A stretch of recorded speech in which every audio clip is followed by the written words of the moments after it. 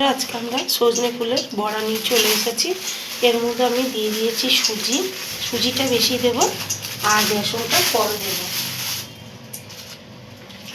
দিয়ে দেবো বেসনটা আমি অল্প দেবো, সুজিটা বেশি দিচ্ছি। আরও সুজিটা একটুখানি দিলে বেশি মুচমুচে হয়। দিয়ে দেবো নুন, দিয়ে দেবো চিনি, একটু লঙ্কার গুঁড়ো, যাতে ঝাল ঝাল মিষ্টি মিষ্টি নুন বেশ ভালো লাগে। এবার এটাকে আমরা অল্প অল্প জল দিয়ে আলতো হাতে মেখে নেব।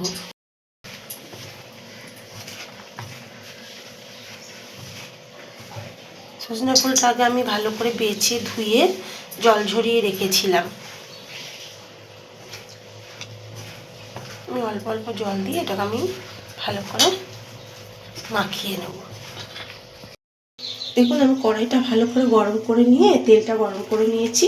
এবার আঁচটাকে আমি মিডিয়াম আঁচে দিয়ে বড়াগুলো আমি আস্তে আস্তে খুব সাবধানে ছেড়ে দেব। কড়াইটা অবশ্যই ভালো করে আমি গরম করে নিয়েছি, পাতলা পাতলা করে ছেড়ে দেব, তাহলে কি আর ভালো ভাজা হবে জিনিসটা। আর মিডিয়াম আঁচে দিয়ে এটাকে আমি ঢাকা দিয়ে দিয়ে ভাজবো, তাহলে ওপর নিচ দুটোই ভালোভাবে ভাজা হবে।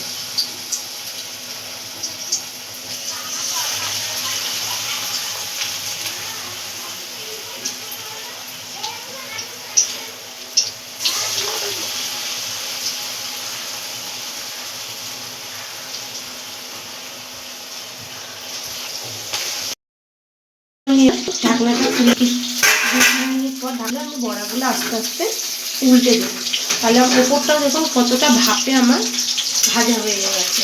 এবার এটাকে আমি আস্তে আস্তে উল্টে দেবো, তাহলে আমার ওপর নিচ দুটোই ভালোভাবে ভাজা হয়ে যাবে, ভেতরে এমনকি আমার কাঁচা থাকবে না।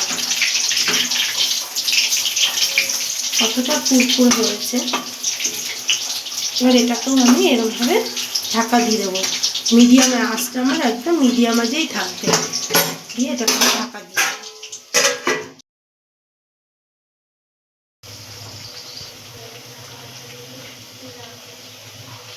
দেখুন এইভাবে আমাদের বড়াগুলো আস্তে আস্তে মিডিয়াম আঁচে রেখে ভেজে নেব। আমাদের বড়াগুলো কত সুন্দর কুড়মুড়ে আর খেতেও হবে এরকম টেস্টি।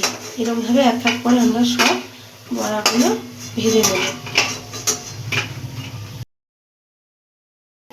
বাচ্চা বড় আশা করি সবাই ভালো খাবে। ভালো লাগলে একটা লাইক এবং সাবস্ক্রাইব করে দেবেন। ভালো থাকবেন, সুস্থ থাকবেন। দেখা হবে পরের একটি রেসিপি নিয়ে।